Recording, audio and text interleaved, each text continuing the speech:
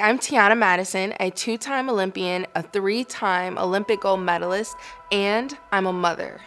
But I didn't always want to be. I knew from the beginning that pregnancy and childbirth could be really dangerous, especially for Black women, and it was not something I wanted to put myself through. So imagine my surprise when I learned that I was pregnant shortly after competing in the Olympic trials for the 2020 Tokyo Olympics.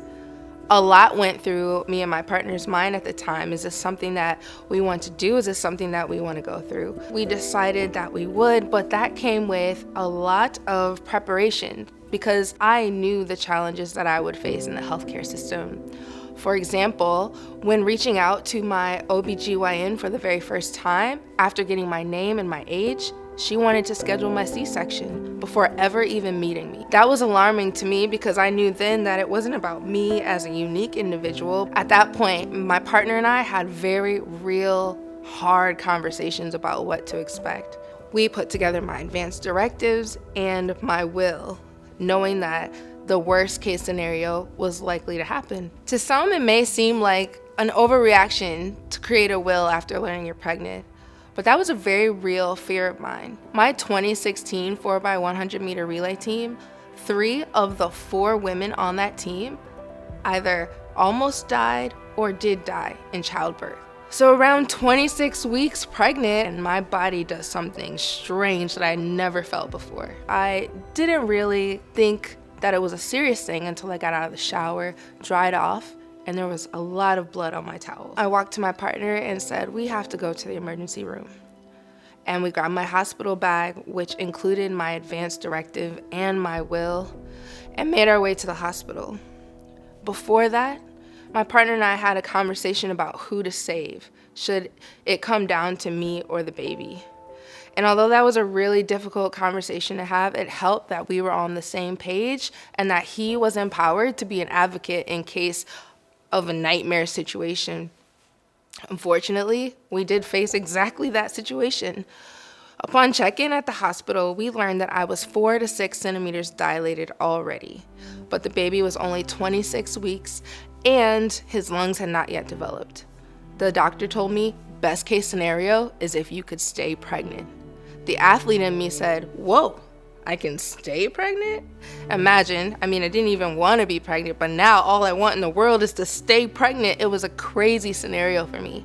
They turned my hospital bed upside down into a position they called Trendelenburg to help gravity keep the baby inside. Meanwhile, I was meant to receive steroid injections to promote his lung development, and that to get the full course, I needed to stay pregnant for at least 48 more hours. So I got the first shot, and I began to count down the hours. I could see the clock in my line of sight from my upside down position, and the next morning, a nurse came in and said, congratulations, you're still pregnant.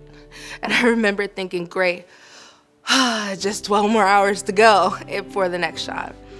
I remember the feeling of relief when I got the final shot. I remember feeling as accomplished as I did the day I stood atop the podium receiving my gold medal, because now at least my baby had a chance, a better chance, to live and breathe. At the same time though, I felt myself slipping, being upside down, going on 3 days with no food and no water because I could be rushed into surgery at any minute began to really wear on me. I got migraines and my muscles spasmed, and I began to complain of not being able to breathe, feeling like I could not fill my lungs fully. But each time the nurse came in and she said, you're strong, you're doing a great job. And I was, but it was hard and I was dying. But because I was doing so well, no one really took it that seriously, except for one person, my partner. He walked into the hall when the doctor came by to check on me one time, closed the door, and proceeded to have a very serious conversation with the surgeon that he would tell me about later. When I asked him what he said, I told her I was not leaving that hospital without you. And so when they came in, they took me out of the upside down position, laid my bed flat for the first time in almost 4 days. My body reacted strongly, and I had the largest contraction My heart rate dropped, my baby's heart rate dropped, and I was holding my partner's hand at the time, and they said, "That's it, we have to go." And they wheeled me out of the room so fast that my partner and I's hands separated like this, like a scene out of a movie. That was the most terrifying moment of my life. I had known that things were going wrong, and I always wondered, had they listened to me sooner, if we would have ever had to come to such an intense moment.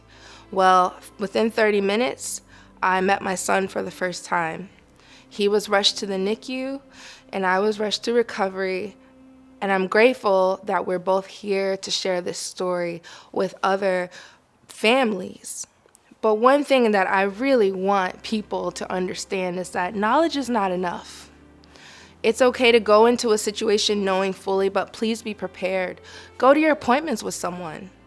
If you have a hard time asking hard questions of a doctor, bring a person who will. Have your will and your advance directives written down. Have those conversations with your partner and empower someone to speak up on your behalf. Because right now, the system is the way that it is. And until we can disrupt it, we have to save ourselves with awareness that's followed by action.